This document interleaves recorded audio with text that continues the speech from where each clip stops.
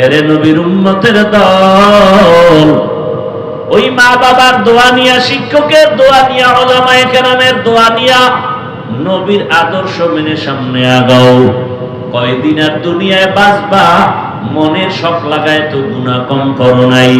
মনে চাইছে দাড়ি রাখবা না রাখো নাই, মনে চাইছে নামাজ পড়বা না পড়ো নাই, মনে চাইছে পার্কে পার্কে দৌড়াবা দৌড়াইছো, মনে চাইছে সারা রাত মোবাইলে গুনাহ করবা করেছো। কিন্তু জানো না কোন দিন আজরাইল আসবে। কয়েকদিন আগে না তোমরা দেখছো ফেসবুকে তোমরা চালাও, বিদেশ থেকে টাকা স্বর্ণের অলংকার নিয়ে আসছে দেশে। এয়ারপোর্টে নামার পরে সন্তান পরিবারেরা গাড়িতে নিয়ে আসলো, বাড়ি যাওয়ার আগে আগে গাড়িটা পানির মধ্যে পড়ে গেছে, সন্তানও মরে গেল, স্ত্রীও মারা গেল। লোকটা টাকা স্বর্ণ নিয়ে কাঁদে। মানুষ বিবাহ করিয়া খাইয়া না খাইয়া থাকলেও একসাথে থাকলে একটা আনন্দ। আমি টাকার লোভে চলে গেলাম বিদেশ, অনেক বছর পরে আসছি, টাকা নিয়ে আসছি আনন্দ করে আবার যাব, কিন্তু আমার কপাল এত কেন খারাপ যে আমার নিজের হাতে আমার সন্তানটা মরে গেল, আমার চোখের সামনে স্ত্রী মরে গেল। এই জীবন দিয়ে কি লাভ হবে? কয়েক বছর আগে এই বাংলাদেশে পুরা দেশের মধ্যে একটা রাতের বেলা তুফান হয়েছিল, নাম দিয়েছিল চিত্রাং। চিত্রাং নামের তুফান যখন শুরু হলো, 8 বছর পর একটা যুবক ছেলে আসছে বাড়িতে, ডুপ্লেক্স একটা বিল্ডিং করছে, আগামী শুক্রবার বিল্ডিং উঠবে, দোয়া করাবে, হুজুরদেরও দাওয়াত দিছে। মাত্র 2-3 দিন বাকি। বিল্ডিং এর পাশে মিস্ত্রি ডবল দিয়ে ওভার ডিউটি করায় কাজ শেষ করতেছে। রাতের বেলা পাশে একটা টিনের ঘর, টিনের ঘরের মধ্যে একটা চৌকি, চৌকির উপরে স্ত্রী, মাঝখানে একটা বাচ্চা আর স্বামী, এই যুবক, এই 3 জন ঘুমাচ্ছিল। আগামী শুক্রবার বিল্ডিং উঠবে, 8 বছরের সব কামাই বুঝি বিল্ডিং এর ভেতরে। রাতের চিত্রাং নামের তুফানে এমন একটা বড় গাছ, কুমিল্লা জেলার এক থানার ঘটনা, এমন ভাবে পড়ছে 3 জনের বুকে এসে চাপ লাগছে, জায়গায় 3 জন মারা গেল। পত্রিকায় চলে আসছে। দুনিয়া বড় কঠিন। আজকে তুমি সুস্থভাবে বয়ান শুনো, আগামীকাল আল্লাহ না করুন বুঝাবার জন্য বলি, যদি খবর হয়ে যায় ঘুমের মধ্যে তুমি আমি নাই, মা একটা চিৎকার দিয়া বলবে আয় তাড়াতাড়ি, আমার বাবায় নাই। বাবায় টেলিফোন করবে, ইমাম সাহেব আমার সন্তান দুনিয়ায় নাই, জানাজা না পড়ায় যাবেন না। ও বাবা দেখবা তোমার আমার গায়ের গেঞ্জিটা বেলেট দিয়া কেটে কেটে রাখবে। কেউ যাবে দৌড়ায় বাজারে কাফন কেনার জন্য, কেউ যাবে বাঁশবাগানে কবর খনন করার জন্য, কেউ বলবে যাও তাড়াতাড়ি গরম পানি করো গোসল দেওয়ার জন্য। এরে আল্লাহর বান্দারা, জীবনের শেষ গোসল তোমাকে আমাকে দিয়া সাদা কামনের প্যাকেট বানায় যখন খাটিয়ে উঠায় জানাজার ময়দানে নিবে, জানালা দিয়া মা ডাকবে আর বলবে আমার বাবার লাশটা তোরা কোথায় নিয়ে যাও? জীবনের শেষবারে আমার একটু দেখায় যে বাবার চেহারাটা দেখি। চোখের পানি ছেড়ে মা কাঁদবে আর বলবে আমারে আম্মু বলিয়া ডাক দেওয়ার মতো আর কেউ রইল না। আমার সন্তান যখন আমাকে মা বলিয়া ডাকে আমার কলিজা ঠান্ডা হয়ে যায়।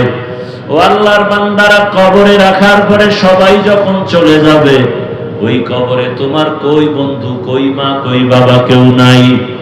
এখনো সময় আছে, অন্ধকার কবরে নেক আমল নিয়ে যাও, আল্লাহর কাছে ইবাদতের দরজা খুলিয়া গাইতে থাকো। যদি ইবাদত ছাড়া যাও, কবর কবর থাকবে না রে বাবা, জাহান্নামের আগুনের গর্ত হয়ে যাবে। আল্লাহর কাছে মন খুলে তওবা করো। জীবনে মনের শখে গুনাহ তো কম করো নাই। মনে মনে আল্লাহকে বলো, হে মালিক, জীবনে বহু গুনাহ করে ফেলেছি। মনে চাইছে নামাজ পড়ি নাই, মনে চাইছে দাড়ি রাখি নাই, পর্দা করি নাই। আজকে তওবার নিয়ত করেছি আর গুনাহ করব না। পর্দার আড়ালের মা বোনেরা, আপনার মতো কত মা কত বোন এখন এই এলাকায় খুঁজলে পাওয়া যাবে, পর্দা করে, নামাজ পড়ে, স্বামীর মাল হেফাজত করে, মোবাইলে সময় নষ্ট করে না। আম্মা জানেন আপনারা কেন পারবেন না? ও যুবক, তোমার মতো কত যুবক এখনো দেখো র্যাব, আর্মি, পুলিশ, বিডিআর এর চাকরি করে, আলেম না, নামাজি অভাব নাই। তোমার মতো যুবক রাস্তায় গাড়ি চালায়, নামাজ পড়ে, বলো তুমি পারো না কেন? তোমার মতো যুবক তাকায় দেখো নদীর মধ্যে মাছ ধরে, নামাজ ছাড়ে না, তুমি কেন পারো না? তোমার মতো যুবক তাকায় দেখো ব্যবসা করে, নামাজি। তোমার মতো যুবক চাকরি করে, নামাজ পড়ে। তোমার মতো যুবক কত চেয়ারম্যান, মেম্বার, এমপি, মন্ত্রী, ওসি, ডিসি, নামাজি, বলো তুমি কেন পারো না?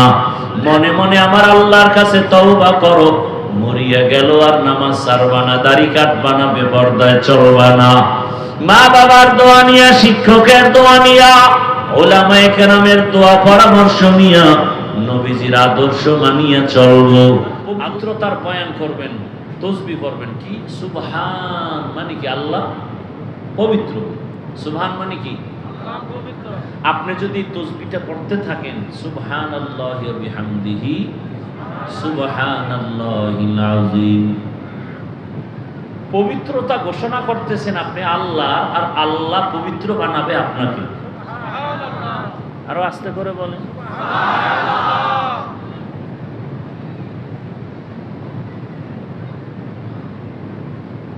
ওলামায়ে কেরামের জন্য দোয়া করবেন, আপনার ইজ্জত বাড়বে, তাদের ইজ্জত তো বাড়বেই, আপনার ইজ্জত বাড়বে। পাশাপাশি আরেকটি দোয়া না করলেই না। যারা আলেম ওলামাদের বিরুদ্ধে লেখে, বলে, বিভিন্ন চক্রান্ত করে, আল্লাহ ওদের হেদায়াত দান করেন। আল্লাহ এদের হেদায়াত দান করেন। আল্লাহ এদের হেদায়াত দান করেন। হেদায়াত না থাকলে আল্লাহ খুব তাড়াতাড়ি এদেরকে ধ্বংস করে দেন। এরা বেঁচে থাকলে বিপদ। এই দোয়াগুলো কেন করলাম এর একটু ব্যাখ্যা শুনেন, এরপরে আয়াত হাদিসের ব্যাখ্যা হবে। ভূমিকা এগুলো বলাই লাগে। কিয়ামত পর্যন্ত জমিনে আর কোনোদিন এক সেকেন্ডের জন্য আমার রসুল এসে চট্টগ্রামে বয়ান করবেন না? রসুল আসছিলেন মনে হয় মাঝখানে বয়ান করতে, জামিয়াতুল ফালায়, বাইজিদের মাজারে। তাহলে কিয়ামত পর্যন্ত নবী আর উম্মতকে দাওয়াতের বয়ান দিতে আসবেন না? সবাই একমত? আচ্ছা, নবী আসবেন না, আবু বকর, ওমর, ওসমান, আলী, সাহাবায়ে কেরাম আসবেন? আসবেন না। একমত তো? আচ্ছা, এরপরের সিঁড়িতে আইম্মায়ে কেরাম, আবু হানিফা, ইমাম শাফিঈ, ইমাম বুখারী, ইমাম তিরমিজি, ইমাম মুসলিম, এরা কেউ আসবেন? আচ্ছা, এরপরের সিঁড়ি আউলিয়ায়ে কেরাম, খাজা মাইনুদ্দিন চিশতি, এরপরে কি বলে শাহজালাল, শাহপরান, নিজামুদ্দিন আউলিয়া, বাইজিদ বোস্তামি, আনোয়ার শাহ কাশ্মীরি, বড় বড় বড় বড় আউলিয়া আসবেন? বড় পীর আব্দুল কাদের জিলানী। এখন কি করবেন? দুনিয়াতে খুব খেয়াল করবেন কিন্তু আমার কথাগুলো। আমি এখনো আমার আয়াত হাদিসের বয়ানে ঢুকি নাই, অর্ধেক বয়ানের আগেই হয়ে যাবে। ভালো করে খেয়াল করবেন। দুনিয়াতে শান্তি এবং সম্মান, পরকালে জান্নাত।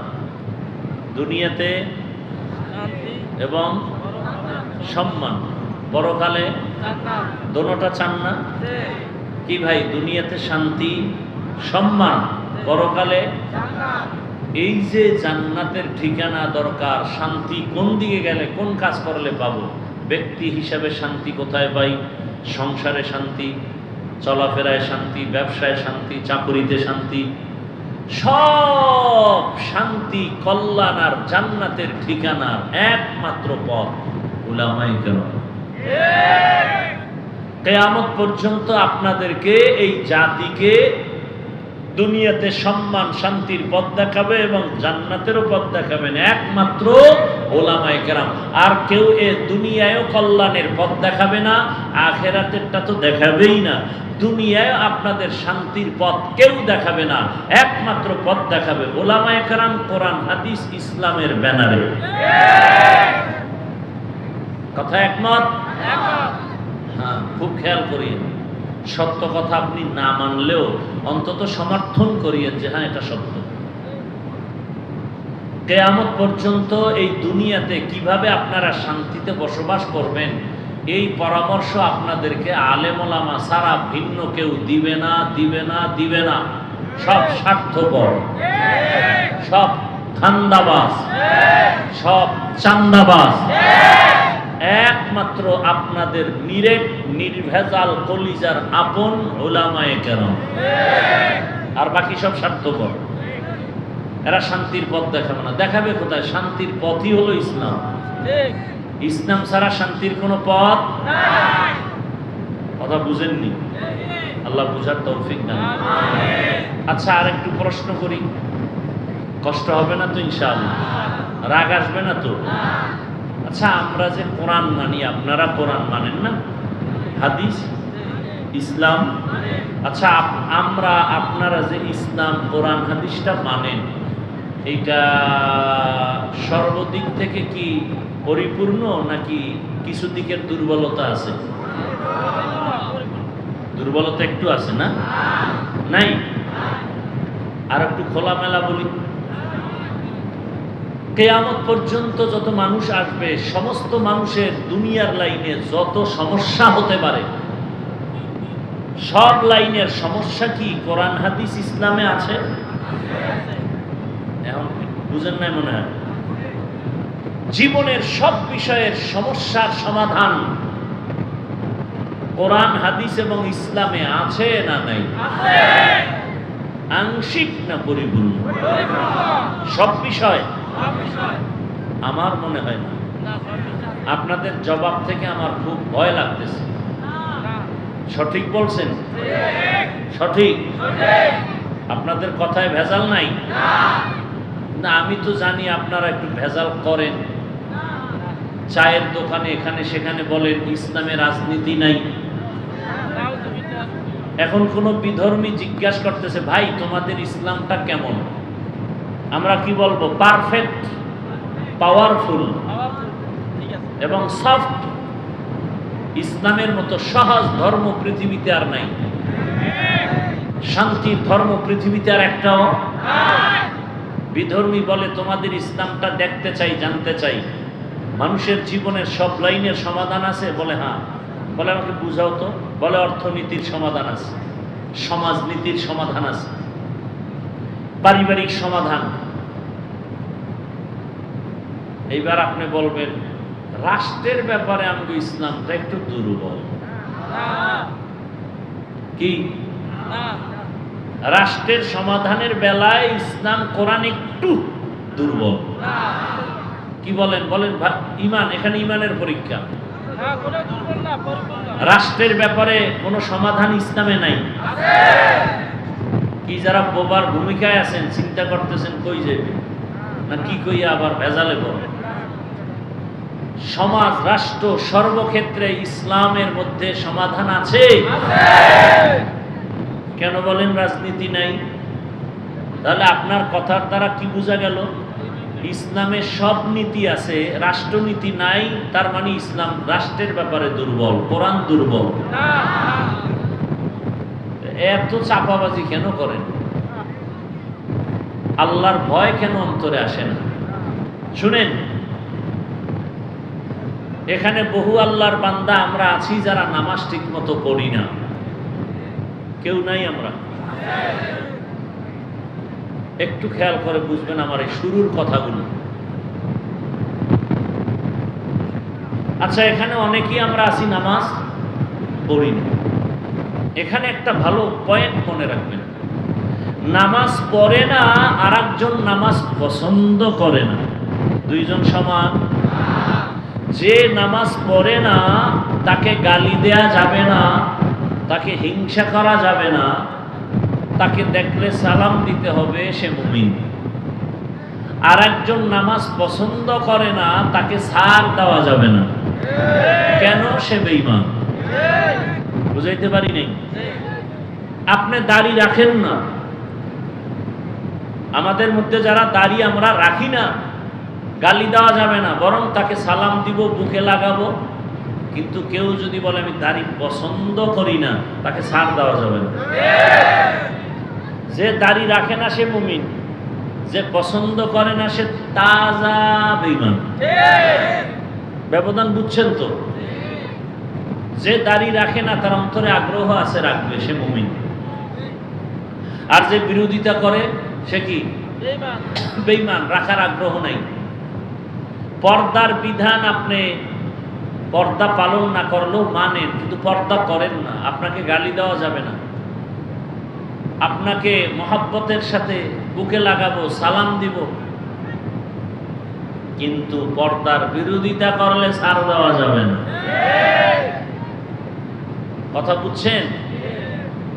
আপনি ইসলামের রাজনীতি করেন না, কোনো ঝগড়া নাই, দ্বন্দ্ব নাই, সালাম আগে দিব, বুকে লাগাবো, নাস্তা খাওয়াবো, বুঝাবো, গালি দিব না, কিন্তু বিরোধিতা করলে ছাড় নাই। ব্যবধান বুঝছেন? হ্যাঁ, বুঝটাই ঠিক করা। এই বয়ানের মূল টার্গেট বুঝ ঠিক করা। বয়ান তো সবাই পারেন, বুঝের অভাব। বুঝ যেদিন ঠিক হয়ে যাবে তখন স্কুলে পড়লেও দাঁড়িয়ে রেখে দেবে। বুঝটা ঠিক হয়ে গেলে ডাক্তার হলেও নামাজ ধরে ফেলবে। আর বুঝ যতদিন ঠিক হবে না ততদিন পর্যন্ত হুজুর হইলেও বেপরদায় চলবে। কি? আল্লাহ হেদায়েত দান করুন। এবার আরো একটু কথা বলি। গোটা দুনিয়াটাকে পরিচালনা করেছেন সুলাইমান নবী। কোনদিন শুনছেন? শুনেন নাই? এই ঘটনা কোরআনে আছে। মিশরের অর্থমন্ত্রী হইয়া দায়িত্ব পালন করছেন রাষ্ট্রের ইউসুফ নবী। শুনছেন? ঘটনা কোরআনে আছে। গোটা দুনিয়াটা পরিচালনা করছেন বাদশাহ জুলকারনাইন। শুনছেন? আমার রসুল মদিনার রাষ্ট্র পরিচালনা করেছেন। শুনছেন? ঘটনা ইসলামে আছে।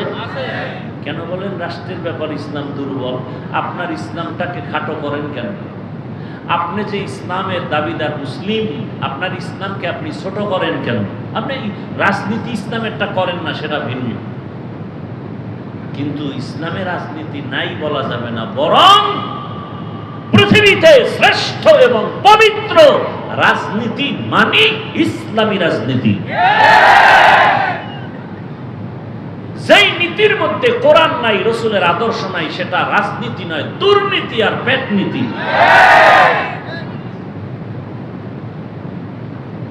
যুবকদের তো আমি ওয়াদা করাইতেছি এখন সব জায়গায়, মাহফিলে, ঢাকা সহ। ও যুবক বাবারা, 200 টাকা খরচ করে ব্যানার বানাও, 2 ফিট 3 ফিট ব্যানারে বড় করে স্লোগান লেখো, পৃথিবীতে শ্রেষ্ঠ রাজনীতি ইসলামী রাজনীতি, আর ইসলামী রাজনীতি পাপ, সব রাজনীতি না পাপ।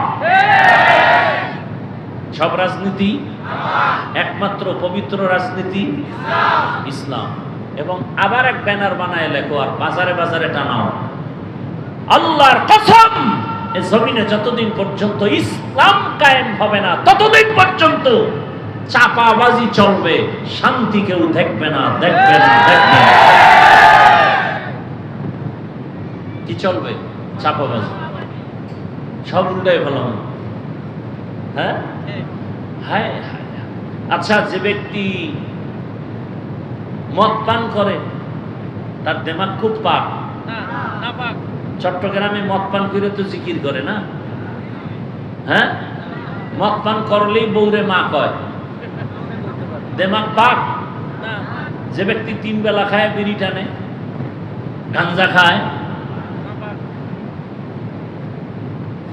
সারা রাত মোবাইলে জেনা করে, চোখের জেনা, কানের জেনা, অন্তরের জেনা, জবানের জেনা, নারীর উপরে হামলা করে, ধর্ষণ করে, গরিবের উপরে জুলুম করে, রক্ত চুষে খায়, এমন ব্যক্তির দিমাগ পাক না না পাক? এর চরিত্র ফুলের মতো পবিত্র হলে কারটা খারাপ? আমাকে হুজুর গোটা খারাপ। আল্লাহ হেদায়েত দান করুন। একটা উদাহরণ দিয়া আমার মূল বয়ানে যাই না। লঙ্গির ভিতরে গোবর লাগছে, গোবর চিনেন নি? গোবর ইন্ডিয়া থেকে আসে। এখন লঙ্গিতে গোবর লাগার কারণে লঙ্গি পাক না না পাক? নাপাক গোবর দূর করতে হলে কি লাগবে? একজনে খুঁজতে খুঁজতে খুঁজতে খুঁজতে আধা ঘন্টা পানি পায় না, চান্দি গরম। একজনে কয়, ভাই এত মেহনত করো কেন? পানি তো তোমার কাছেই আছে, তোমার নিজের কাছেই তো পানি আছে। ওই পানির নাম কি? প্রস্রাব। এই পেশাবের পানি দিয়ে তো গোবরটা ধুয়ে দিতে পারো।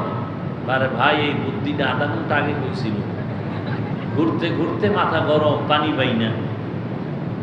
সত্য সুন্দর একটা পরামর্শ আমাকে দিছ। এই লোকটা প্রস্রাব দিয়া গোবরের নাপাক ধুইয়া ফেলছে লুঙ্গি, আপনাদের ধারণা মতে কেমন পাক হলো?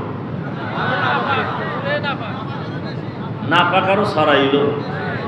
যার নামাজ নাই, রোজা নাই, সুদ খায়, ঘুষ খায়, মদ পান করে, ধর্ষণ করে, জুলুম করে, এমন নাপাক ব্যক্তিকে যদি বলো আমার এই এলাকা, আমার এই ঘরটা পাক করো, তাহলে পাক হবে না, নাপাক আরো ছড়াবে। বুঝাইতে পারছি? আমি বুঝাইতে পারছি, আপনি বুঝতে পারছেন কিনা এটা আল্লাহ ভালো জানে। আল্লাহ হেদায়েত দান করুন। আমি যে আয়াত পড়ছি, হাদিস পড়ছি, তরজমাটা বলি, তারপরে কিছু ব্যাখ্যা। ওয়ামা খালাকতুল জিন্না ওয়াল ইনসা ইল্লা লিয়াবুদুন। আল্লাহ বলেন আমি জিন ও ইনসানকে সৃষ্টি করি নাই, হ্যাঁ করেছি আমার ইবাদতের জন্য। নবীজি বলেন লা তাআতা লি মাখলুকিন ফি মাসিয়াতিল খালিক। আল্লাহকে অসন্তুষ্ট করে পৃথিবীর কারো হুকুম মানা হারাম। খেয়াল করিয়া, এটা হলো তরজমা। আল্লাহকে বেজার করে, অসন্তুষ্ট করে ভিন্ন কারো হুকুম মানা কি তরজমা শেষ। ব্যাখ্যা কি করব? মন করা একটা করলে হবে না। নবীজি হাদিস বলছেন, ব্যাখ্যা করছেন, সাহাবায়ে কেরাম শুনছেন, তারাও ব্যাখ্যা শিখাইছেন। শিখাইতে শিখাইতে আজ পর্যন্ত যে ব্যাখ্যা আসছে, সেই ব্যাখ্যা আল্লাহকে অসন্তুষ্ট করে পৃথিবীর ভিন্ন কারো হুকুম মানা হারাম মানি হলো আল্লাহকে বেজার করে মা বাবার কথা মানা হারাম, আল্লাহকে বেজার করে পীরের কথা মানা হারাম। এখন একজনে দাঁড়ায় যদি কা হাফিজ ভাই পীরের কথা মানা হারাম কত নাম্বার আয়াতে আছে? এরকম বহু তার ছেড়ে আছে, বহুদা জায়গায় ফেস লাগাই দিই আছে না? ভালো করে বুঝে।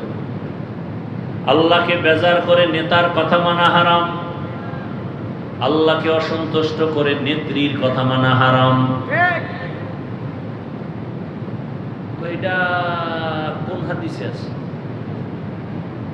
আছে না নাই? দেখতে নারী চলন বাঁকা।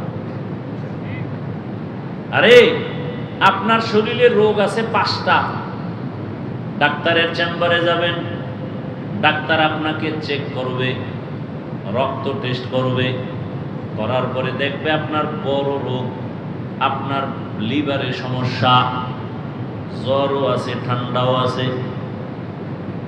5টা রোগের মধ্যে যেটা আসল রোগ, বড় রোগ, এটাকে আগে ধরবে। অপারেশনের রোগ থাকলে আগে করবে, বাকিগুলো পরে। বুঝেন না কথা? তাহলে ইসলাম কোরআন তো মানুষের ঔষধ। ওয়ানুনাজ্জিলু মিনাল কুরআনি মা হুয়া শিফাউ ওয়া রাহমাতুল লিল মুমিনিন।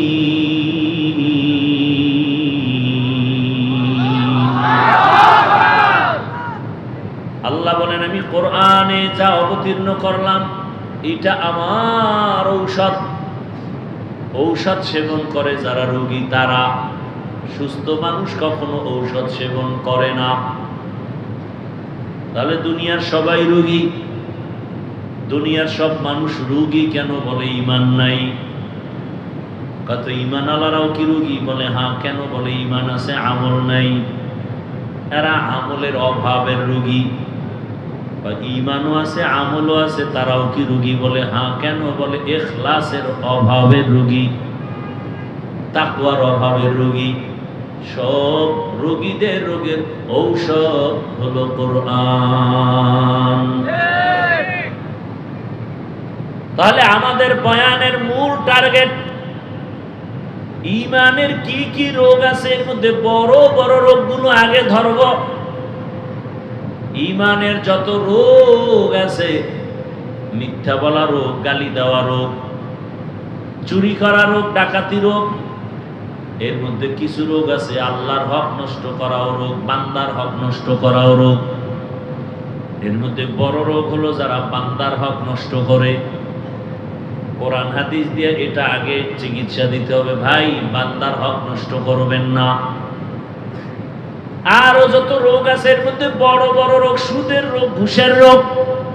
যারা সুদ খায়, ঘুষ খায়, আগে তাদের কোরআন হাদিস দিয়ে বুঝাইতে হবে এই রোগ থেকে বাঁচো। কারণ তোমার সুদের রোগ থাকলে নামাজ হবে না, রোজা হবে না, তেলাওয়াত হবে না, জিকির হবে না, দান সদকা হবে না। বরং আল্লাহ ঘোষণা দিয়েছেন, বেঈমান রেডি থাক, আমি আল্লাহ তোর সাথে যুদ্ধ করার জন্য রেডি।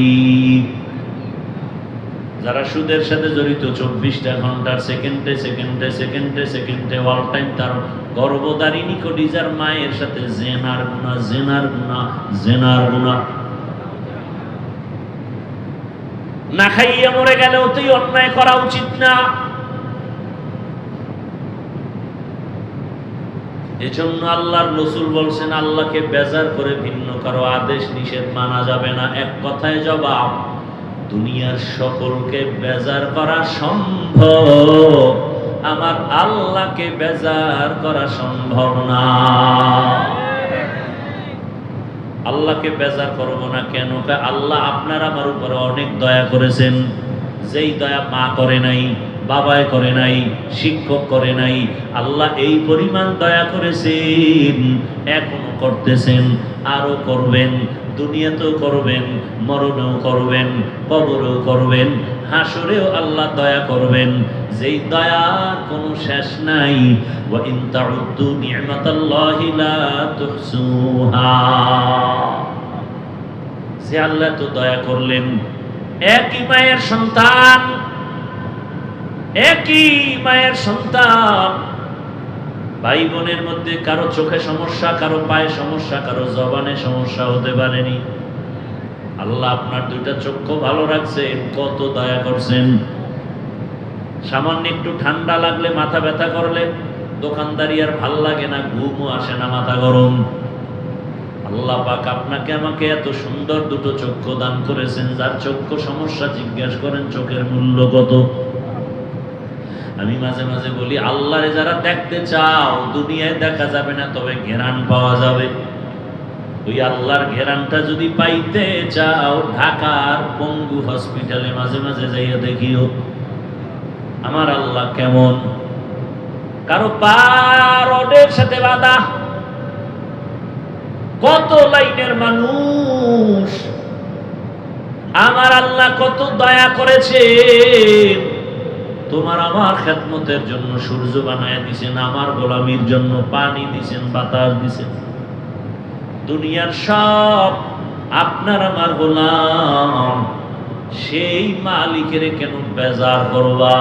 কিন্তু আমরা সব জানিয়াও ওই মালিকের সহ্য করি না, বরং দুনিয়ার সবাইকে খুশি করতে গিয়ে মালিকের বেজার করি, আবার ফতুয়াও দেয়।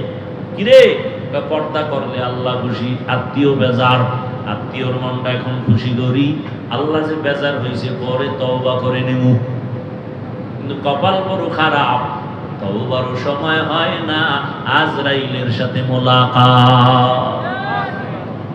तुकु जाओ सुन्नते अहमद कुजा बा मुहम्मद गैबुवत निस्बतुरा मन अहब्बा सुन्नती कौले रसूल मजदाए का नमाई हम कुन कबूल। তাহলে আল্লাহকে বেজার করা যাবে? করি তো, বেশি করি। দাড়িটা ফালায় দিলে আমার আল্লাহ বেজার, আত্মীয় খুশি। আত্মীয়র মন রক্ষা করার জন্য যাকাত আল্লাহরে বেজার করে, আবার উল্টা ফতুয়া দেখে দাড়ি না রাখলে অসুবিধা কি? তোর মতো বান্দারে আমার মাওলা জাহান্নামে দিলে অসুবিধা কি? আল্লাহ হেদায়েত দান করেন, আর জোরে বলেন। তাহলে আল্লাহকে বেজার করা যাবে? আল্লাহকে খুশি করিয়া চলাটাই বান্দার কাম। এই যে নামাজ রোজা ইবাদত যা করি সব কিছুর মূল আল্লাহরে খুশি করা। আল্লাহ যদি একটা কাজে খুশি হয় জিন্দেগি সফল, আর আল্লাহ যদি একটা কাজে বেজার হয় জিন্দেগি সর্বনাশ। একটা ঘটনা বলছি। আল্লাহ পাকের এক বান্দি জীবন ভর গুনাহ করেছে। গুনাহ এমন কোন গুনাহ নাই করে নাই। বান্দা না বান্দি? এলাকার সবাই জানে নারী বড় খারাপ, এত খারাপ, নিজে গুনাহ শুধু করেই না, এলাকার পরিবেশটাকেও নষ্ট করে ফেলে। এমন নারী নাই? আল্লাহ হেদায়েত দান করুন। বহু পুরুষ নারী চক্রান্তের শিকার হইয়া দুনিয়াও বরবাদ, আখিরাতও বরবাদ। কয় না না বরবাদ করবে না, কোরআন মাথায় নিছে তো, কোরআন মাথায় নিয়ে শপথ করেছে। আল্লাহ হেদায়েত দান করুন। ওই আল্লাহর বান্দি জীবন ভর গুনাহ করেছে। একদিন রাস্তা দিয়ে হাঁটতেছে, হঠাৎ করে তাকায় দেখে রাস্তার পাশে একটা কুকুর পানির পিপাসায় কান্না করে। জাহান্নামী নারীটার অন্তরে মায়া লাগছে, মায়া। দৌড়াচ্ছে একটু পানি পান করাবে, কুকুরের মন ঠান্ডা করবে, কলিজা ঠান্ডা করবে। আল্লাহর বান্দি খুঁজতে খুঁজতে কোথায় পানি পাবে গিয়া দেখে বহুদূর একটু পানির কূপ পেয়েছে। পানির কূপের থেকে পানি উঠাবে, কিন্তু পানি অনেক নিচে উঠাবার কোনো পাত্র নাই। হঠাৎ মাথায় বুদ্ধি চলে আসছে, ওই জাহান্নামী নারীর পায়ে ছিল চামড়ার মোজা। মোজাটা খুলিয়া পানির মধ্যে ফেলে পানি উঠাবে, দেখে পানি আরো নিচে। মোজায়ও নাগালে আসে না। ওই আল্লাহর বান্দি এখন পেরেশান, কি করি? হঠাৎ আবার বুদ্ধি আসছে। মহিলাদের আবার হঠাৎ বুদ্ধিটা ভালো, যদিও বেশি ব্যাস লাগায়, হঠাৎ বুদ্ধি ভালো, গভীর বুদ্ধি কম। আল্লাহর বান্দির হঠাৎ বুদ্ধি আসলো যে মাথায় আমার একটা বিশাল বড় ওড়না লাগানো। কি লাগানো? মাথায় এক ওড়না। ছোট না বড়? জাহান্নামী নারী মাথায় ওড়না পরে রাস্তায় হাঁটে, তাও বড় ওড়না। আর আমার দেশের বোনেরা ওড়না নাই, ওড়না নাই, বড় তো পরের কথা, যাও করে তা গলার মাফলা বানায় ফ্যাশন হিসাবে, পর্দা করে না। পর্দা করে না। আর এমন সোনার বাংলাদেশে জন্ম নিলাম যে পর্দার জন্য বাবার অধিকার নাই সন্তানকে চাপ দিবে। মেয়ে যদি বলে আমি ওড়না পরবো না, বাবা চাপ দিয়ে ওড়না পরাতে পারবে না, তো বাবা আসামি হয়ে যাবে। এগুলো আমাদের মুসলিম দেশের হালাত। আরে অকৃতজ্ঞ জাতি, আলেমকে বারবার গালি দাও। আজকে জমিনে আলেম ওলামা যদি না থাকতো, তাহলে হায়ওয়ান জানোয়ারের চরিত্র থেকেও মানুষের চরিত্র খারাপ হয়ে যাবে। আলেম ওলামা আছে তো এখনো কিছু মানুষ আছে, আর সে আলেমকে খারাপ বলে, কথায় কথায় আলেম খারাপ। আল্লাহ হেদায়াত দান করুন। বরং ওলামায়ে কেরাম জাতির চূড়ান্ত বন্ধু, নিঃস্বার্থ বন্ধু ওলামায়ে কেরাম, আর সবগুলো স্বার্থপর। ওলামায়ে কেরাম জাতির কলিজা দিয়া ঝাঁপায় পড়ে, নিজের ছেলে মেয়ে পরিবারের চিন্তা করে না, অল টাইম উম্মত নিয়ে ফিকির। দাওয়াত ও তাবলীগ ওয়ালারাও ফিকির করে, পীর সাহেবরা উম্মত নিয়ে ফিকির, বক্তারা উম্মত নিয়ে ফিকির, জুমার মসজিদের ইমাম ও খতিবের উম্মত নিয়ে ফিকির। এত পরিমাণ প্রচেষ্টা চালায়, নিজের চিন্তা নাই, বাড়ির চিন্তা নাই, খানার চিন্তা নাই, উম্মতের চিন্তা। এই জাতির কি উপায় হবে? যে কোনো ক্লান্তি লগ্নে আলেম ওলামারা ময়দানে আসে। এই আল্লাহর বান্দারা, আপনি না মানলেও কথাটা ওভার 100 সত্য লিখে রাখবেন। এই জমিনে মানুষের কল্যাণে আলেম ওলামারা যতবার মাঠে আসছে, প্রত্যেকটা আন্দোলনে তারা সফল হয়েছে। কোন নাস্তিক, কোন মুরতাদ, কোন বেঈমান, ইসলামের দুশমনরা সফল হতে পারে নাই। এই কি গোপন কথা? ভারতের মধ্যে 200 বছর ব্রিটিশ শোষণ করে মাদ্রাসা বন্ধ করে দিয়েছে, আলেম ওলামাকে ফাঁসি দিয়ে গাছের সাথে লাট ঝুলিয়ে দিয়েছে। কই কোরআনের আওয়াজ বন্ধ হয়ে গেছে? হ্যাঁ, ইতিহাস ভুলে যাবেন না রে বাবা। চোখে আঙ্গুল দিয়ে আমার আল্লাহ দেখায় দিলেন মহামারী করোনা। ইতিহাস মানুষের সাথে বেঈমানি করে না। সেই সময় বাবারে করোনা আক্রান্ত করে ফেলেছে, এত পরিমাণ অবস্থা খারাপ যে স্কুল পর্যন্ত বন্ধ, কলেজ বন্ধ, চাকরি বন্ধ, ব্যবসা বন্ধ, ফ্যাক্টরি বন্ধ, গাড়ি বন্ধ। আপনাদের মনে আছে নি ওই বিপদ মুহূর্তে আল্লাহর কোরআনের একটা মাদ্রাসাও বন্ধ হয় নাই? সত্য কথা স্বীকার করতে কষ্ট লাগে না? কার গর্ত আছে কপালে লাগছে আল্লাহই জানে। ভাইরা আমার, বাবারে করোনা আক্রান্ত করে ফেললো। শিক্ষিত 2 কুলাঙ্গার সন্তান বাবার কাছে যায় না, করোনা মরার ভয়, ট্রিপল মাস্ক লাগায় বসে আছে। ওই সময় এলাকার গরিবদের টাকা দিয়ে বলে বাবার লাশটা রাস্তায় ফেলে দাও। লাশটা রাস্তায় নেওয়ার পর ওই লাশ জানাজা হলো না, কুকুর খেলো। কুলাঙ্গার এই শিক্ষিত আর খবর নেই। ও আমার কলিজার যুবক বাবারা, ইতিহাস ভুলে যাইও না রে। এই আপনারা উঠেন কেন? মোনাজাত দিয়ে দেই। এমন কপাল নিয়ে দুনিয়াতে আসছেন কেন যে জীবনভর খালি ক্ষতি করবেন মানুষের?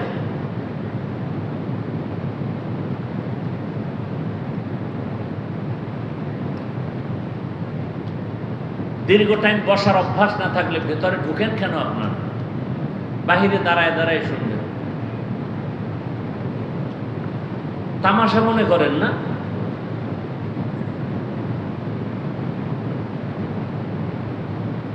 আল্লাহ হেদায়েত দান করুন। দোয়া করে দিব। আমরা তো ওই বক্তা না যে আপনি মন চাইলে বাদাম খাবেন, চানাচুর খাবেন, পান চাবাইবেন, চা টানবেন আর আমরা বয়ান করব না। এইরকম আল্লাহওয়ালাদের থেকে আমরা আসিনি। আমরা যাদের থাপ্পড় খাইয়া এখানে আসছি, এদের সামনে পান খাইলে স্টান উঠায় মাথার উপরে মারত, যে যত বড় বাহাদুর হোক না কেন।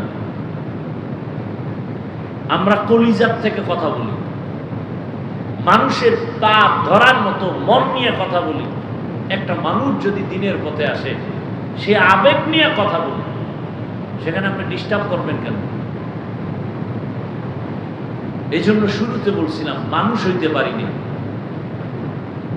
নবী বলেন ভালো মানুষকে জানো, খায়রুন নাস মান ইয়ানফাউন নাস। ভালো মানুষ তো ওই ব্যক্তি যার দ্বারা অন্যের উপকার হয়, ক্ষতি হয় না।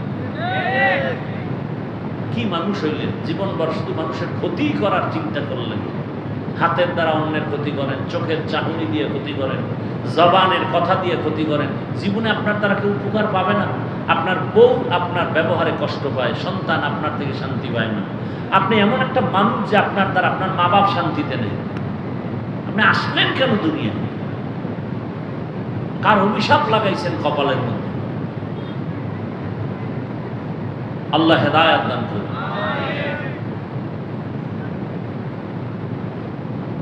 কি কথা বলতেছিলাম?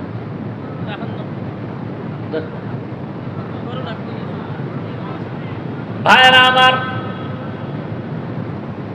বাবার লাশ ওখানে আর দেখলো না। কি হলো? সেই সময় আমার দেশের টুপিওয়ালা আলেম ওলামারা আমার দেশের শত শত করোনার লাশ নিজেদের কাঁধে নিলেন, গোসল করালেন, কাফন পরালেন, জানাজা পড়ায় কবরে দাফন করেছেন। একজন হুজুরেও করোনায় মরে নাই। মিথ্যা বলছি? কোন হুজুর না খায় মরছে? আল্লাহ চোখের সামনে দেখায় দিলেন। এই দুনিয়ায় ওলামায়ে কেরাম জাতির চূড়ান্ত বন্ধু। আর একটা তাজা উদাহরণ দেই। আরে ওলামায়ে কেরামে জাতির আপনাদের কারো ক্ষতি চায় না, সবাই চায় আপনি ভালো সম্মানে থাকেন, সুস্থ থাকেন, মা বাবার দোয়া আপনার উপর আসুক, আপনার দ্বারা পরিবার শান্তি পাক। এই পরামর্শগুলোই তো ওলামায়ে কেরাম দেন। আপনাদের ক্ষতির কোনো পরামর্শ কোনো আলেম দেন না। তারপরেও কেন আপনি আলেমকে খারাপ বলেন? আমাকে একটা উদাহরণ দিয়ে জবাব দেন। সরকারি যারা চাকরি করে, বেসরকারি যারা চাকরি করে, বলেন জানা থাকলে তাদের ডিউটি প্রতিদিন কত ঘন্টা? বলেন। নিম্নে তাদের বেতন কত? বলেন। 20,000। 8 ঘন্টা ডিউটি, 20,000 টাকা বেতন। আপনাদের অত্র অঞ্চলে যা আপনাদের আশেপাশে যাদের বাড়ির পাশে মসজিদ, ওই মসজিদে যারা ইমামতি করে আলেম ওলামা, তাদের ডিউটি কত ঘন্টা? বলেন বলেন, সত্য কথা বলেন। 24 ঘন্টা ডিউটি করে, মাসে বেতন কত দেন? শহর এলাকায় 10,000, 12,000, গ্রামে 5,000, 4,000, 6 মাস বাকি। এরপরও কোনো আলেম কাউকে গালি দেয় না, বরং ইমাম এত নরম ভাবে থাকে। রিক্সা ড্রাইভারেরাও কেমন যেন রিমান্ডের মতো ব্যবহার করে। জহুরের নামাজে নাই, রিক্সাওয়ালা কই হুজুর জহুরে ছিলেন না, গেছিলেন কই? ইমাম সাহেব কয় কে তুমি? আমি রিক্সা চালাই। কয় এত ভাবার কেন? কয় 5 টাকা বেতন দেই। এরকম বেয়াদব আছে না নাই? সভাপতি দেয় 100 টাকা, সেক্রেটারি সভাপতির থেকে আরো ধনী। আপনি কত দেন? আমি দেই মাত্র 50। কেন? সভাপতির থেকে আপনি ধনী। বেশি দিলে সভাপতির থেকে বেশি দেওয়া বেয়াদবি। এই জন্য মাত্র 150 টাকা বেতন দেয়। এই যে এরপরও কোনোদিন ইমাম সাহেব রাগ করে নাই, জুমায় বলে নাই যে বেতনের স্কেল বাড়াও, 1 তারিখের মধ্যে বেতন দাও, না হয় আসর থেকে সূরাগুলো উল্টা পড়া হবে। বলছে? বলে নাই। বরং এত রিমান্ডে রাখার পর সব ইমাম আলেমরা দোয়া করে, আল্লাহ এলাকায় শান্তি দাও, অসুস্থ রোগীরে সুস্থ বানাও, ব্যবসায় বরকত দাও, কবরওয়ালাদের জান্নাত দাও। ঠিক নেই? এরপরেও যারা বলে হুজুর খারাপ, আমি বলি তোমার রক্ত খারাপ, রক্ত খারাপ, তোমার রক্ত বড় খারাপ। নারায়ে তাকবীর! ভাইরা আমার, এজন্য বললাম, আমি যদি এভাবে একটা একটা সারা রাত আমি আপনাদের শুনাইতে থাকি, শেষ করা যাবে না। কপাল বড় খারাপ, বুঝার চেষ্টাও করি না, বুঝিও না, বুঝার চেষ্টাও করি না, বরং উল্টা বিরোধিতা করি। ঠিক নেই? কিন্তু আলেম ওলামারা ভোর রাত্রে কান্না করে, আল্লাহর কাছে সবার জন্য দোয়া করে, ও আল্লাহ প্রত্যেকটা মানুষকে তুমি হেদায়াত দাও, তোমার একটা বান্দাও যেন কষ্ট না পায়। ওরে ব্যবসায়ীর জন্য দোয়া। কোন আলেম ব্যবসায়ীর উপরে জুলুম করে না, কোন আলেম কোন মানুষের সাথে খারাপ আচরণ করে না। প্রথমেই যে কথাটা বলে সালাম, মানে শান্তির দোয়া করে। এরে নবীরা আশিক, ওই আল্লাহর বান্দি জাহান্নামী নারী, মনে আছে? পানি উঠাবার জন্য পায়ের মোজা খুলল, এরপরে মোজার সাথে ওড়নার এক অংশ দিয়া বাঁধলো, এরপরে পানি উঠাইয়া কুকুরের পান করালো। নবীজি হাদিসে বলতেছেন, ও সাহাবায়ে কেরাম, মহিলা জাহান্নামী কিন্তু কুকুরকে পানি পান করানোটায় আল্লাহ এত খুশি। মনে আছে কোন কথার থেকে আনছিলাম? সব ইবাদতের মূল বিষয় কি? আল্লাহরে খুশি করা। ওই জাহান্নামী নারী কুকুরকে পানি পান করানোটা ফরজ না ওয়াজিব না? ও যদি হেঁটে যাইতো কিছুই করার ছিল না, কিন্তু আমার মালিকের কাছে বড় মজা লাগছে, পছন্দ হয়েছে, আমার মালিক বড় খুশি। নবীজি বলেন সাথে সাথে গাইবি আওয়াজ, গাইবের থেকে আওয়াজ আসছে, ও নারী, কুকুরকে পানি পান করানোর কারণে তোমার জীবনের সব গুনাহগুলো মাফ হয়েছে। আতিনা ফি দারে দুনিয়া না হাসান, আতিনা ফি দারে আকবা না হাসান, ইয়া গিয়াসাল মুস্তাগীসি নাহদিনা লিফতিখারা বিল উলুমি ওয়াল গিনা। হর গোরি দেনে को तू तैयार है, जो न मांगे उससे तू बेजार है। সব ইবাদতের মাকসাদ হলো আল্লাহরে খুশি করা। কি? আল্লাহরে খুশি করলে কত লাভ। ওই যে আমরা হজে যাই, হজে যায় হাজিরা ওই মিনায় যাইয়া পাথর মারে, পাথর মারেনি? 7টা করে পাথর মারে, 3টা পিলার, ওখানে শয়তান তো নাই। কিন্তু ইসমাইল নবী পাথর মারছেন, ইব্রাহিম নবী মারছেন, এই জন্য আল্লাহর কাছে মজা লাগছে। আল্লাহ স্মৃতি হিসাবে কিয়ামত পর্যন্ত কায়েম রাখছে। বাইতুল্লাহ যারা উমরায় যায়, বাইতুল্লাহটা তাওয়াফ করার পর সাফা মারওয়ায় সাই করা লাগে, 7টা চক্কর দেওয়া লাগে। নবীজি একদিন চক্কর দিয়া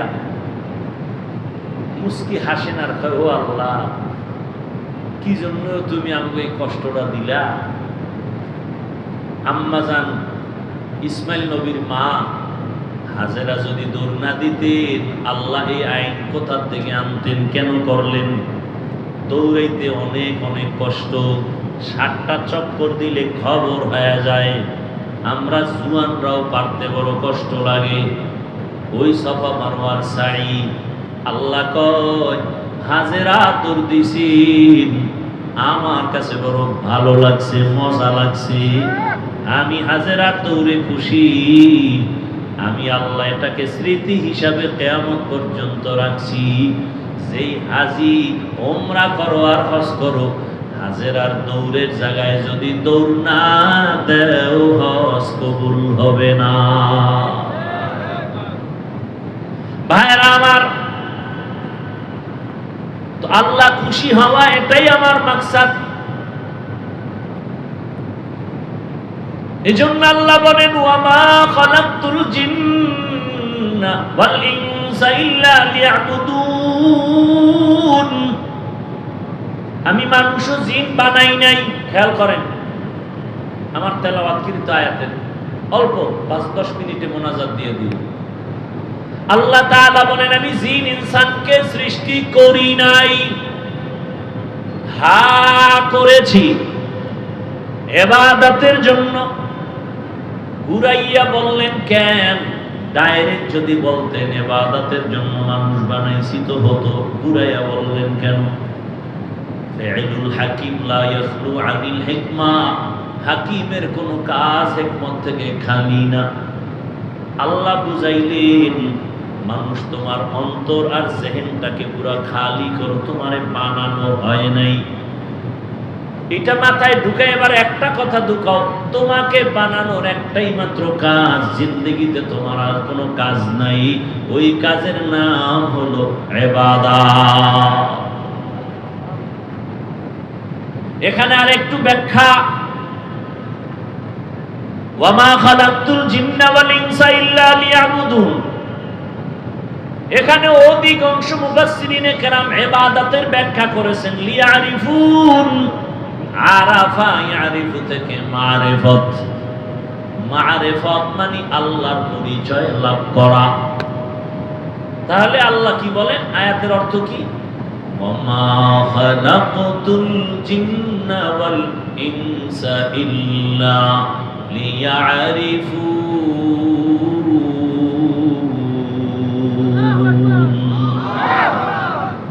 আল্লাহ বলেন আমি মানুষ ও জিন বানাইছি মারিফত অর্জনের জন্য। মারিফত মানে পরিচয় লাভ করা। কার পরিচয়? এখন প্রশ্ন, যদি মারিফতের জন্য আমগো বানায় থাকে তো ডাইরেক্ট মারিফতের কথা বললেন না কেন? ইবাদত কইলা ঘুরাইয়া বললেন মারিফত কেন? ইবাদত বললেন কেন? ডাইরেক্ট মারিফত বলতেন। মুফাসসিরিনে কেরাম এখানেও জবাব দেয় যে আল্লাহ যে মারিফত মাকসাদ নিয়ে ইবাদত শব্দ দিয়ে বলছেন, উদ্দেশ্য দিয়েছেন মারিফত। কারণ হলো মারিফতের দরজা বান্দা ইবাদত ছাড়া খুলবে না।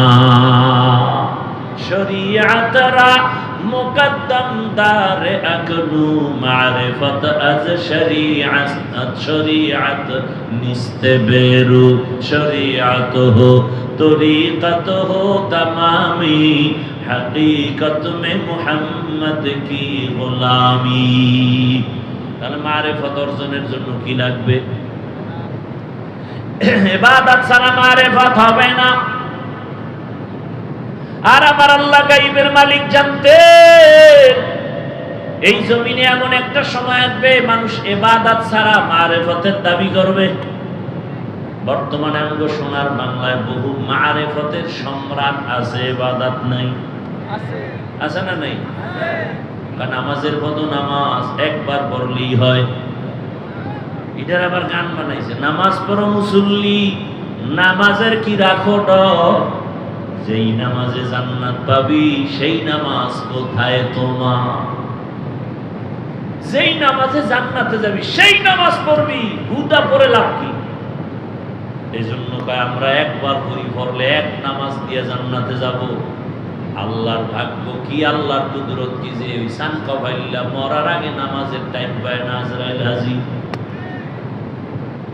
আল্লাহ বুঝাইলেন শরীয়ত ছাড়া ইবাদত ছাড়া মারিফত হবে না।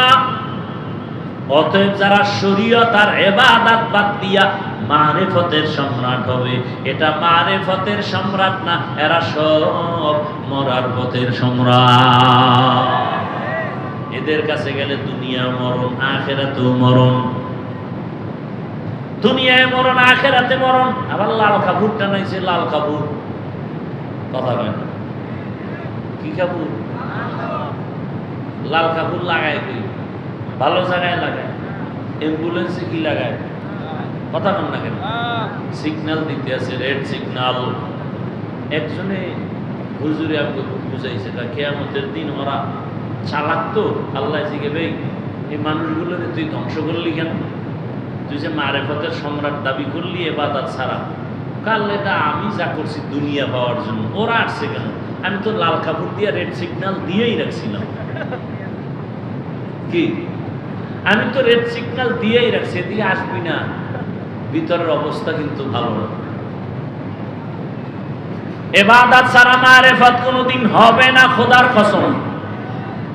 যেমন গাভীর দুধ ছাড়া মাখন পাওয়া যায় না, ঘি পাওয়া যায় না, ছানা পাওয়া যায় না, ইবাদত ছাড়া মারিফত অর্জন হবে না। ব্যাখ্যা করবো না, আরো সময় আছে, আরো ব্যাখ্যা করেছি আমি, এখানে আর করবো না, টাইম নেই, আপনাদেরও ধৈর্য নাই। ইবাদতের জন্য যে আল্লাহ বানাইছেন, খেয়াল করেন। তিনটা কথা এখানে আছে, এই তিনটা কথা বলতে কতটুকু সময় যাবে জানি না, যতটুকু তাড়াতাড়ি পারি বলবো। ইবাদতের জন্য আল্লাহ বানাইছেন, তাহলে আপনার আমার জীবনে কাজ কয়টা? নাম কি? এখন আমি জানবো ইবাদত কি, ইবাদত কেন, ইবাদত কিভাবে, ইবাদত কি আমার জানতে হবে। অনেকে বলে মসজিদে ঢোক, তসবিহ হাতে ল, পাগড়ি লাগা, জিকির কর, ইবাদত ফাইনাল, আর বাইরে কোনো ইবাদত নাই। ভালো করে বুঝেন ইবাদত কি, ইবাদত কেন, ইবাদত কিভাবে। তিনটা কথার জবাব নেন। এক নাম্বার জবাব, ইবাদত কি? বাস্তব জীবনে প্রত্যেকটা মানুষের জন্য আল্লাহর হুকুম বাস্তবায়ন করার নাম ইবাদত। প্রত্যেকটা ক্ষেত্রে আল্লাহর হুকুম কায়েম করার নাম। এবার আমাকে বলেন, আল্লাহর হুকুম নাই এমন কি কাজ আছে? কি? বাথরুমে গেলে বুঝি আল্লাহর হুকুম নাই? ব্যবসা আল্লাহর হুকুম নাই? চাকরিতে আল্লাহর হুকুম নাই? তাহলে আল্লাহর হুকুম বাস্তবায়ন করার নাম ইবাদত। দুনিয়ার সব কাজ আমার আল্লাহর হুকুম মতো করো তো ইবাদত হবে। জীবনে আল্লাহর হুকুম বাস্তবায়ন করার নাম ইবাদত। দ্বিতীয় প্রশ্ন হলো, ইবাদত কেন করব? ইবাদত করব কেন? এক নাম্বার উদ্দেশ্য, আমার রবের সাথে হবে মুলাকাত, আর আমরা পুরস্কার হিসাবে পাবো জান্নাত। ইবাদতের মূল টার্গেট কার সাথে? মুলাকাত, রবের সাথে মুলাকাত, পুরস্কার পাবো জান্নাত। রবের সাথে মুলাকাত করা আমার মাকসাদ। আমি আবার রবের সাথে মুলাকাত করব। রবের সাথে মুলাকাত না করার ইচ্ছা থাকলে তোমার ইবাদতের কোনো প্রয়োজন নাই। রবের সাথে মুলাকাত দুনিয়ায় হবে না, পরকালে হবে। তবে দুনিয়ায় পাইবা আল্লাহর কুদরতের ঘেরান। আল্লাহর কুদরতের ঘেরান পাইতে হলে তোমার নাক ঠিক করো। আবার আল্লাহর কুদরত মাঝে মাঝে দেখবা, দেখার জন্য তোমার চক্ষু দুইটা ঠিক করো। তেরা আয়না आलमे रंग बू है, जिधर दिखता हो उधर तू ही तू है। আল্লাহর মুলাকাতের জন্য ইবাদত করো। কিভাবে করবা? এর জবাব হলো, জীবনে তুমি যা করবা, যা বলবা, সব ইবাদত হতে হবে নবীজির আদর্শ অনুযায়ী। নবীর আদর্শ ছাড়া জীবনে যা করবেন কোনো ইবাদত হবে না, কাজেও লাগবে না। নবীর আদর্শ মেনে ঘুমায় যান ইবাদত, নবীর আদর্শ মেনে খানা খান ইবাদত, নবীর আদর্শ মেনে বাথরুমে যাবেন ইবাদত, নবীর আদর্শ বাদ দিয়া নামাজ পড়বেন, কাজে লাগবে না। তা কেমন? একজনে মাগরিবের নামাজে দাঁড়ায় চিন্তা করলো, 3 রাকাত বেজোর হইরা লাভ কি? আল্লাহকে আরো 2টা সেজদা দিয়া জোর বানায় 4 রাকাত পড়ি। হবে? হবে না। কেন? বলে নবীর আদর্শে নাই। একজনে 30 রোজা রাইখে আবেগ বেড়ে গেছে। আল্লাহ যদি 12 মাস রোজার হুকুম দিতেন সব রাখতাম। অন্তত যদি নাও পারি ঈদের দিন রাখি। ঈদের দিন রোজা রাখলে কেমন সওয়াব? কি? হারাম। কেন? বলে নবীর তরিকায় নাই। নবীর আদর্শ মানিয়া তুমি ব্যবসা করো ইবাদত, নবীর আদর্শে পানি পান করো ইবাদত, নবীর আদর্শে জুতা পরবা ইবাদত, নবীর আদর্শে তুমি ঘুমাও ইবাদত, নবীর আদর্শে হাসো ইবাদত, নবীর আদর্শে কান্না করো ইবাদত, নবীর আদর্শ মতে বিবাহ করো ইবাদত, নবীর আদর্শে চাকরি করো ইবাদত। ও আল্লাহর বান্দা, জুতা তো আমিও পরবো, আপনারাও জুতা পরবেন, ইবাদত বানাইয়া পড়েন, কষ্টের কিছু নাই। আরে আপনাদের চোখের সামনে তো দেখতেছেন, আমরা ইবাদত বানাইয়া করতে গিয়া কই কষ্ট তো দেখি না। ও আল্লাহর বান্দা, আল্লাহর মুহাব্বত লাগবে, না হয় বুঝ কোনোদিন ঢুকবে না। জুতা কেমনে পরবেন? নবীর আদর্শ মতো বড় ইবাদত। বলে কেমনে? ডান জুতায় ডান পাও আগে ঢুকাও, এরপরে বাম জুতায় বাম পাও ঢুকাও, ঢুকাইয়া যখন কদম দিবা ডান পাও দিয়া বিসমিল্লাহ বলে কদম দাও। নবীর আদর্শ ইবাদত। বাথরুমে যাও, কোন পা দিয়া? বাম পা দিয়া ঢুকবা। খালি পায়ে যাইও না, খালি মাথায় যাইও না, খালি মাথায় খালি পায়ে বাথরুমে যাইও না। মাথায় কাপড় দাও, না হয় টুপি দাও, না হয় একটা গামছা লাগাও, একটা কাপড় দিয়া যাও, জুতা পরিয়া যাও, দোয়া পইরা যাও। কোন দোয়াও যদি না পারো, শুধু বিসমিল্লাহ বলে ঢুকা যাও। ইনশাআল্লাহ সুন্নাত অনুযায়ী বাথরুমে যাও, কোনোদিন বাথরুমে দুর্ঘটনা হবে না। দুর্ঘটনা হয় না? অনেক লোকের হয় পরিয়া শীত হয়ে গেছে, মাথা ফেটে গেছে, অনেক মানুষ মরিয়া গেছে। বাথরুমে যাইয়া কেমনে বসবা? আহ, ইসলাম কত সুন্দর, নবী তাও শিখাইছেন। বাথরুমে যখন বসবা হাঁটুর উপরে কাপড় উঠাইবা না এবং বাম পায়ের উপরে ভর করে বসবা, নবীর আদর্শ মতো বসিয়া পানি খরচ করিয়া এরপরে তুমি আবার ডান পা দিয়া বের হইয়া আলহামদুলিল্লাহ বলে দোয়া পড়ো। পুরা না পারলে অন্তত আলহামদুলিল্লাহ বলো। তোমার বাথরুমের সময়টাও ইবাদত হিসেবে হবে। তুমি ঘুমাইতে যাও ইবাদত অনুযায়ী। ও বাবা, তুমি পানি পান করবা, আমিও পানি পান করব। পানিটা পান করো, তুমি বাম হাতে নিয়ে এক টান দিছো, আধা লিটার নাই, ওই পানি আমিও পান করব পিপাসা নিবারণের জন্য। আমি ডান হাতে নিব, এক বোতল পানি আধা লিটার এক টানে পান করব না, তিনটা ধাপে পানি পান করব। নবীর আদর্শ অনুযায়ী হলো ইবাদত হয়ে গেল। এখান থেকে মোনাজাতের পরে বাড়ি যাইয়া সবাই ঘরে গিয়া ফ্রেশ হবে। ফ্রেশ কি হবে? ফ্রেশ। ফ্রেশ হইতে গিয়া কি করবে?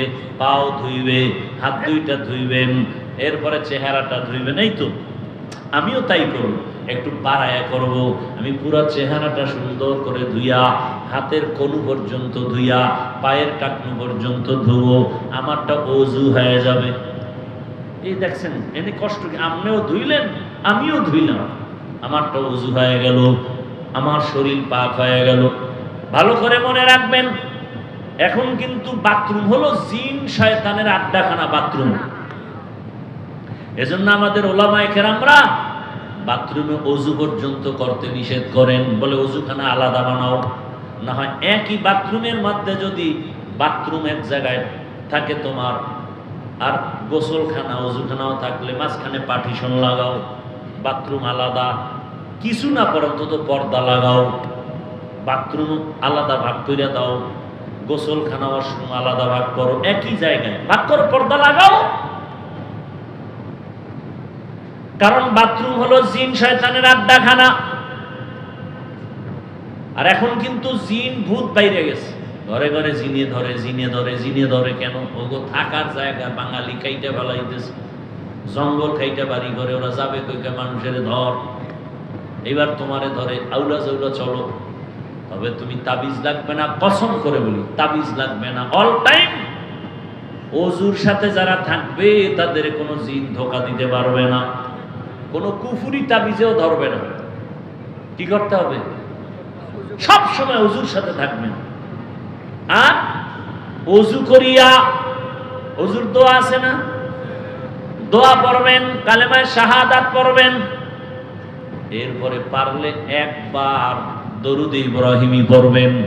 পড়িয়া দরুদে ইব্রাহিমি পইরা দোনো হাতের তালুতে ফু দিবেন, ফু দিয়া চেহারার উপরে ঘুরায় দিবেন, অনেক বরকত পাবেন। বললাম না এখানে সবাকে মানবেন না, হুদা বইলে লাভ কি? ভাইরা আমার, নামাজ পড়ে না, হে উজু করবো কিন্তু, হে তো বাসায় যাই ফেরে শুইব, আলগি দিয়ে ঘুমায় থাকবে। ভাইরা আমার, ইবাদত নবীর আদর্শ মতো করো। হাসি দাও নবীর আদর্শে। নবীর আদর্শের হাসা বুঝনি যুবকরা? কি মোবাইল খুলে লাইভে খালি হাসবি তোর প্রেমিকার সাথে। মায়ের সাথে হাসি দাও ইবাদত, বাবার সাথে হাসি মুখে কথা বলো ইবাদত। এরে আল্লাহর গোলাম, যারা বিবাহ করছেন স্ত্রীর সাথে হাসি মুখে কথা বলবেন ইবাদত। টাইম কই? মোবাইল চালাই তো ঘুমানোর টাইম পাই না। আল্লাহর ইবাদতের মাকসাদ আমার মালিকের মুলাকাত। ও আমার কলিজার যুবক, কয়দিন আর দুনিয়াতে বাঁচবারে বাবা?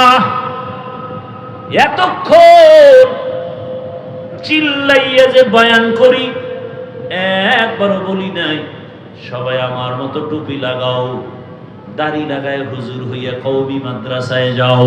বলছি?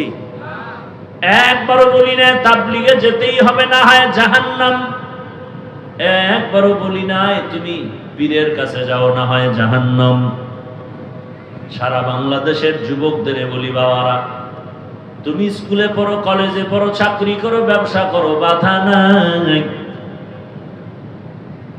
তবে ওখানে থাইকা তুমি ডাক্তার হও, ইঞ্জিনিয়ার হও, প্রফেসর হও, এসপি হও, ডিসি হও, তবে একটা ছোট দাবি, বাবা বেয়াদব হইও না। ডাক্তার হয়ে যদি বেয়াদব হও, তাসলিমার মতো জুতা খেয়ে দেশ থেকে পালাতে হবে। এমন সান কপাল যে মরার পরে লাশটাও জমিনে আসার নিশ্চয়তা নাই। ডাক্তার হও, বেয়াদব হয় না। ইঞ্জিনিয়ার হও, বেয়াদব হয় না। প্রফেসর হও, বেয়াদব হয় না। ওই ঢাকা কলেজের প্রফেসর আহমদ শরীফ কত বড় গাদ্দারি করে মরলো, কবরও কপালে জুটে নাই, কবর হয় নাই। ও আল্লাহর বান্দারা, বলতে পারো হাফিজ ভাই, ডাক্তার হব বেয়াদব হব না, ইঞ্জিনিয়ার হব বেয়াদব হব না, প্রফেসর হব বেয়াদব হব না। তার ব্যাখ্যা কি? ব্যাখ্যা হলো 3 জায়গায় বেয়াদবি করা যাবে না। 1 নাম্বার মা বাবা, দ্বিতীয় শিক্ষক, তৃতীয় তোমার উলামায়ে কেরাম। এই 3 জায়গায় বেয়াদবি যদি করো, তোমার জীবনটা মরার আগেই ধ্বংসের পথে চলে যাবে। ও আমার যুবক বাবারা, রাস্তায় অনেক পাগল মাঝে মাঝে দেখি উলঙ্গ ইংলিশে কথা বলে, অনেক পাগল দেখি উলঙ্গ আরবিতে কথা বলে। চিন্তায় পড়ে গেলাম, পাগল কেন ইংলিশ বলে?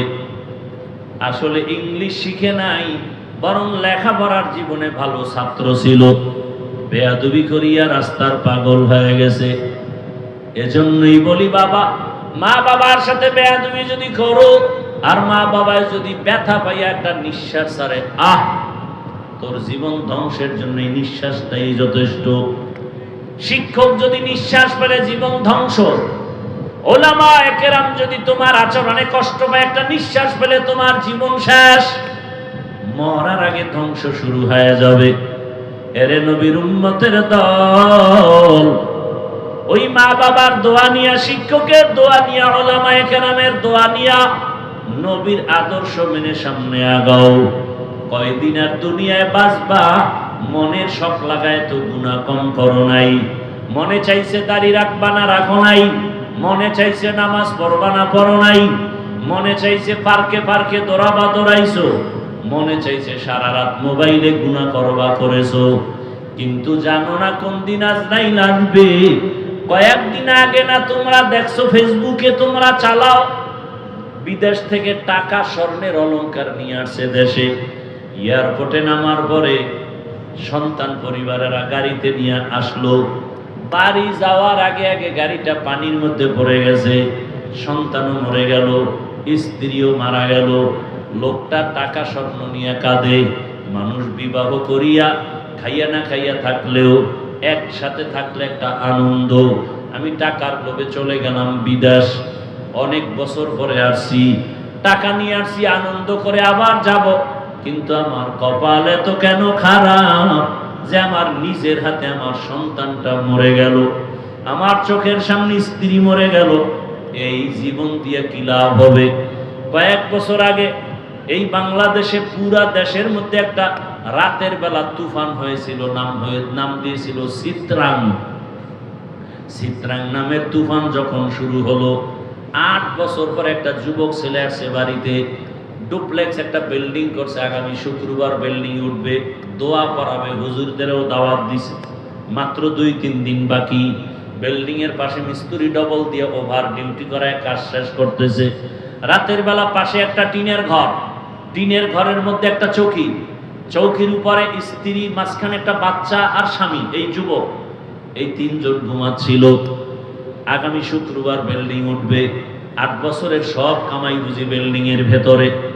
রাতের চিত্রাং নামের তুফানে এমন একটা বড় গাছ, কুমিল্লা জেলার এক থানার ঘটনা, এমন ভাবে পড়ছে 3 জনের বুকে এসে চাপ লাগছে, জায়গায় 3 জন মারা গেল। পত্রিকায় চলে আসছে। দুনিয়া বড় কঠিন। আজকে তুমি সুস্থভাবে বয়ান শুনো, আগামীকাল আল্লাহ না করুন বুঝাবার জন্য বলি, যদি খবর হয়ে যায় ঘুমের মধ্যে তুমি আমি নাই, মা একটা চিৎকার দিয়া বলবে, আয় তাড়াতাড়ি, আমার বাবায় নাই। বাবায় টেলিফোন করবে, ইমাম সাহেব আমার সন্তান দুনিয়ায় নাই, জানাজা না পড়ায় যাবেন না। ও বাবা, দেখবা তোমার আমার গায়ের গেঞ্জিটা বেলেট দিয়া কেটে কেটে রাখবে। কেউ যাবে দৌড়ায় বাজারে কাফন কেনার জন্য, কেউ যাবে বাঁশবাগানে কবর খনন করার জন্য, কেউ বলবে যাও তাড়াতাড়ি গরম পানি করো, গোসল দেওয়াবার জন্য। এরে আল্লাহর বান্দারা, জীবনের শেষ গোসল তোমাকে আমাকে দিয়া সাদা কামনের প্যাকেট বানায়